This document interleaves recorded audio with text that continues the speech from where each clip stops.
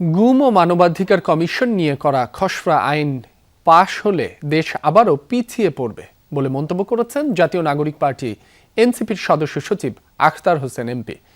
বিকেলে ডিআইইউতে জাতীয় মানবাধিকার ও গুম প্রতিরোধ খসড়া আইন ২০২৬ আইনি পর্যালোচনা ও করণীয় নির্ধারণ শীর্ষক গোলটেবিল বৈঠকে তিনি এ মন্তব্য করেন।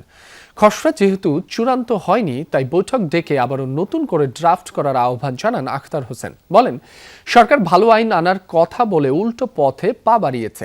এমন কোনো প্রতিষ্ঠান নেই যেখানে সরকার দলীয়করণ করেনি, এমন মন্তব্য করেন এনসিপির সদস্য সচিব। বৈঠকে বক্তারা বলেন, গুম খুনের চেয়ে বড় অপরাধ পুলিশই গুমের সাথে জড়িত বলেও মন্তব্য করেন তারা। সরকার আরো ভালো আইন আনার কথা বলে বরং আরো উল্টো পথে তাদের পা তারা বাড়িয়েছে। যদি খসড়া যে গুম আইনটা করা হয়েছে, মানবাধিকার কমিশনের যে খসড়া আইন করা হয়েছে, এভাবেই যদি সংসদে এটা পাশ হয়ে যায়, তাহলে আমাদের যতটুকু অগ্রগতি হয়েছিল সে অগ্রগতিতে আমরা পিছিয়ে পড়বো।